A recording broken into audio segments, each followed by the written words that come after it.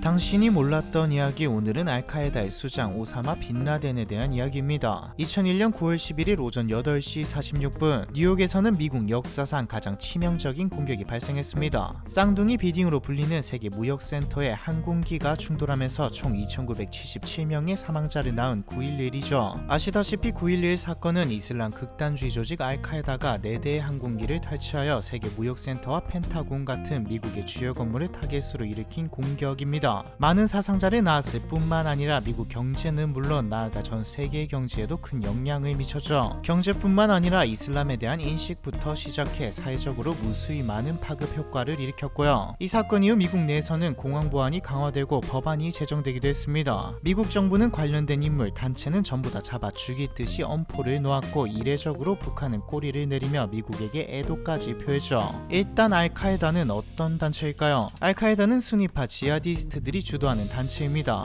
지하디스트는 이슬람 극단주의 무장 조직원들이 자신들을 부르는 것으로 지하드를 수행하는 사람이라는 뜻입니다. 지하디즘은 이슬람 근본주의 하에 무장 투쟁을 의미하고요. 이들은 자신들을 글로벌 이슬람 혁명을 선도하는 전위대라고 설명하며 궁극적으로 이슬람 세계를 초국가적인 이슬람 칼리프 국가로 통합하려는 목표를 가지고 있죠. 이들이 미국을 공격한 것은 미국을 이슬람 세계에 대한 주요 적으로 간주하고 있기 때문입니다. 한마디로 자신들의 이념을 실현하는데 미국이 방해가 된다는 것이죠. 사실 9.11이 미국을 향한 알카에다의 첫 공격도 아니었습니다. 1998년 알카에다가 케냐 나이로비와 탄자니아 다르에스 살람에 있는 미국 대사관을 공격해 수백 명이 사망했고 2000년에는 예멘 아덴 항구에 정박 중이던 미국 군함 USS 콜을 공격하여 19명이 사망했죠. 이런 알카에다의 창립자가 오늘 영상의 주인공 오사마 빈라덴입니다. 오사마 빈라덴은 1957년 3월 10일 사우디아라비아의 수도 리야드에서 태어났습니다. 빈라덴의 아버지 무함마드 빈라덴은 예멘에서 사우디아라비아로 이주한 후 중동에서 가장 큰 건설 회사를 설립했을 만큼 자수성가한 억만장자 건설업자였습니다. 게다가 사우디 왕실과의 긴밀한 관계를 갖고 있었기 때문에 빈라덴은 매우 유복한 어린 시절을 보낼 수 있었죠. 오사마 빈라덴의 어머니 알리아 가넴은 시리아 출신 여성이었는데 무함마드 빈라덴의 10번째 아내였습니다. 오사마 빈라덴은 아버지가 10명의 아내 사이에서 낳은 52명의 자녀들 중 17번째 자녀였고요. 그런데 오사마 빈라덴의 친모와 친부는 얼마 안가 이혼을 하게 됩니다. 알리아 가넴은 1957년에 오사마 빈라덴을 낳은 후 또 한 번 임신했으나 유산을 하게 되면서 돌연 남편 무함마드에게 이혼을 요구했거든요. 이때 다소 특이하게도 무함마드는 순순히 이혼 요구를 승낙하면서 알리아 가넴에게 자신의 동료인 무함마드 알 아타스를 소개해주죠. 알리아 가넴은 이혼을 하기 무섭게 거의 동시에 무함마드 알 아타스와 재혼을 합니다. 무함마드 알 아타스에 대한 정보는 그리 많지 않은데 당시 억만장자였던 오사마 빈라덴의 아버지의 동료였고 아버지가 직접 추천해준 재혼 상대인 것을 감안하면 경제적인 여유가 있었을 것으로 추측되죠. 또한 오사마 빈라덴이 재혼 과정에서도 엘리트 교육을 받으며 부유한 생활을 이어갔던 것을 보면 안정적인 가정에서 자랐을 것으로 추정되고요. 재혼 과정에서 자라게 된 오사마 빈라덴은 사우디아라비아 제2의 도시 제다에서 성장하게 됩니다. 사업가와 왕족의 자녀들이 다니는 명문 사립 학교를 다니며 엘리트 교육을 받았는데 11살 무렵이던 1967년에는 아버지 무하마드가 비행기 사고로 사망하면서 막대한 유산까지 상속받게 되죠. 유산의 규모는 약 2,500만에서 3억 달러 사이로 추정되는데 이 유산은 향후 빈라덴의 활동에 중요한 재정적 기반이 됩니다. 빈라덴은 사실 학창시절 내내 내성적인 학생이었던 것으로 알려져 있습니다. 또한 사치를 멀리하고 검소한 생활을 했죠. 이는 친부로부터 물려받은 와하비즘의 영향으로 추측됩니다. 와하비즘이란 철저한 금욕생활과 청년 결백을 바탕으로 엄격한 이슬람 원리주의를 지향하는 이슬람 복고주의 운동이자 이슬람의 종파 중 하나입니다. 오늘날 사우디아라비아 건국 이념의 기초를 이루는 근간이기도 하고요. 여기까지만 보면 무슨 위인전처럼 혹은 대단한 일을 한 사람의 생애처럼 느껴집니다. 돈 많은데 검소하고 엘리트니까요. 빈라덴이 급격히 극단주의 성격을 띠게 된 것은 대학 시절부터입니다. 1976년 빈라덴이 킹 압둘 아지즈 대학에 입학하면서 와하비즘에 보다 깊이 심취하게 되었거든요. 빈라덴이 대학에서 경제학과 경영학을 전공했다거나 토목공학 경제과학을 전공했다 말은 많은데 사실 중요한 것은 아닙니다. 중요한 건 빌라덴이 대학에서 만난 사람들이죠. 빌라덴은 무슬림 형제단 출신인 압둘라 아잔과 같은 급진적 이슬람 학자들과 만났습니다. 무슬림 형제단은 이슬람 가치관을 바탕으로 한 사회와 정부 체제 구축을 목적으로 설립된 이슬람 정치 운동단체입니다. 이슬람 근본주의, 반서구주의 이념을 가진 채 사회복지 사업부터 정치 활동에 이르기까지 자신들의 목적을 이루기 위해 폭넓은 활동을 하는데 과정에서 폭력적 수단도 서슴지 않았기 때문에 일부 국가에서 위험단체로 지정되어 있죠. 누군가를 만나는 거야 있을 수 있는 일입니다. 보통 극단적이거나 이상하면 피하기 마련이지만 빌라덴은 급진적인 이슬람에 심취했죠. 이들과의 교류가 깊어질수록 빌라덴은 더 과격하고 더 이상해져 갔습니다. 빌라덴의 친모는 2018년 인터뷰에서 자신의 아들이 대학에서 사람을 잘못 만났다고, 즉 무슬림 형제단 사람들을 만나면서 급진화되었다며 빌라덴이 이슬람 성전주의자 지하디스트가 될 것이라고는 생각지도 못했다고 전했죠. 빌라덴이 무슬림 형제단의 방식을 그대로 가져온 것은 아닙니다. 빌라덴이 추후 설립하는 알카에다와 무슬림 형제단은 이념과 활동 방식에서 차이를 보였죠. 알카에다는 무슬림 형제단보다도 훨씬 더 극단적이고 폭력적인 방식을 선호했거든요. 빌라덴은 대학 시절 이슬람 세계의 정치적 상황에 대해 인식하면서 서구 세력에 대해 강한 반감을 갖게 되었는데 1979년에 소련이 아프가니스탄을 침공하자 이를 이슬람에 대한 공격으로 간주했습니다. 빌라덴은 소련으로부터 이슬람을 지켜야겠다는 생각에 22살의 나이에 아프가니스탄으로 떠나 이슬람 저항군인 무자헤딘에 합류했죠. 이때 빌라덴은 직접 전투에 참여하고 아랍 자원봉사자들을 모집하여 훈련시키는 것은 물론 재정적인 지원까지 아끼지 않았습니다. 이렇듯 헌신적이면서 용맹한 모습 덕분에 빌라덴은 얼마 안가 지도자로서의 명성을 높이게 되었죠. 그리고 1988년 아프가니스탄 전쟁에서 모집한 자원봉사자들의 데이터베이스를 기반으로 알카에다를 설립하게 됩니다. 알카에다는 기지라는 의미를 가지고 있는데 초기에는 소련의 아프가니스탄 침공에 맞서 싸우는 무슬림 전사들을 지원하는 물류 네트워크로 시작되었죠. 사실 이때는 명확한 목표나 운영 계획도 없는 상태였습니다. 말 그대로 지원 네트워크 정도였으니까요. 하지만 소련이 아프가니스탄에서 철수한 후인 1990년 걸프 전쟁 동안 미국이 사우디아라비아의 군대를 주둔시키자 빌라덴은 이를 이슬람 성지에 대한 모독으로 간주하고 미국과 서방에 대해 이전보다 더 강한 반감을 품게 됩니다. 반감은 더 나아가 증오로까지 번졌고 증오는 폭력적인 행위에 정당성을 부여했습니다. 이때부터 알카에다는 미국과 서방에 대한 공격을 목표로 삼게 되었죠. 또한 미국과 서방에 대한 공격을 통해 자신의 존재감을 과시하고 전 세계의 지하디스트들을 끌어모으는 전략을 세웠고요. 참고로 빌라덴은 어릴 때 받은 유산도 상당했지만 성인 이후 빌라덴 가문의 건설회사에서 약 6천만에서 3억 달러 정도의 상당한 자산을 배당받은 것으로 추정됩니다. 이 돈은 단체를 조직하는 데 큰 도움이 되었을 가능성이죠. 돈이 없었다면 조직을 단시간에 키울 수 없었을 테니까요. 1992년 12월 29일 빌라덴의 주도 아래 알카에다는 예멘 아덴에서 첫 공격을 실행했습니다. 이때 목표는 메벤픽 호텔과 골드모어 호텔의 주차장이었는데 이 호텔들이 기근 구호 활동을 하러 소말리아로 가는 미군들이 머무는 호텔이었기 때문이죠. 그러니까 봉사 활동을 하러 가는 사람들을 목표로 삼은 겁니다. 명분 있는 공격이 아닌 증오임을 알 수 있는 대목이죠. 당시 호텔 내부에 있던 미군은 없었기 때문에 미군은 죽지 않았지만 애꿎은 호주 관광객과 예멘 호텔 직원이 사망하는 일이 벌어졌습니다. 이후 앞서 말했듯 알카에다는 1998년 8월 7일 케냐와 탄자니아 미국 대사관을 공격했고 2000년 10월 12일 예멘 아덴 항구에서 USS 콜 함정을 공격했죠. 그리고 약 1년 뒤인 2001년 9월 11일 미국 역사상 최악의 사건인 9.11을 일으킨 것이고요. 9.11의 여파로 뉴욕시의 GDP는 2001년 4분기부터 2002년까지 약 303억 달러가 감소했으며 약 43만 개의 일자리가 손실되었습니다. 또한 뉴욕시 관광산업이 급감하고 주식시장에도 막대한 손실이 발생하면서 뉴욕 연방준비은행은 당시의 총 경제적 손실을 330억에서 360억 달러, 하나로 45조에서 49조 사이로 추정했죠. 당시 미국 대통령이었던 조지 부시는 빌라덴을 전 세계의 적으로 지목하였습니다. 그리고 미국의 대대적인 빌라덴 체포 및 사살작전이 시작되었죠. 2001년 10월 7일부터 미국과 동맹국들은 아프가니스탄을 침공하여 무장 정권을 전복시키고 알카에다의 기반을 파괴하기 위한 작전을 시작했습니다. 빌라덴과 무장 정권 지도자 무라 오마르는 서로 충성서약을 맺었을 만큼 긴밀한 관계였거든요. 실제로 빌라덴은 2001년 12월 아프가니스탄의 토라보라 산악지대로 도피한 것으로 알려져 있죠. 미국이 아프가니스탄에 빌라덴과 알카에다 지도부를 인도할 것을 요구했을 때 무장 정권은 이를 거부하면서 빌라덴을 계속 보호했습니다. 덕분에 빌라덴은 미국과 동맹군의 공격을 피해 파키스탄까지 도피할 수 있었죠. 이후 2002년부터 2010년까지 빌라덴의 행적에 대해서는 알려진 게 게 거의 없습니다. 일상생활 정확한 이동 경로, 접촉한 사람들 등에 대한 상세한 정보는 모두 불분명하죠. 이 기간 동안 빌라덴은 극도로 은밀하게 생활을 했기 때문에 매우 소수의 사람들만이 빌라덴의 존재를 알았고, 미국 정보 기관조차도 이 기간 동안 빌라덴의 정확한 위치나 활동에 대한 정확한 정보가 없었다고 인정했을 정도입니다.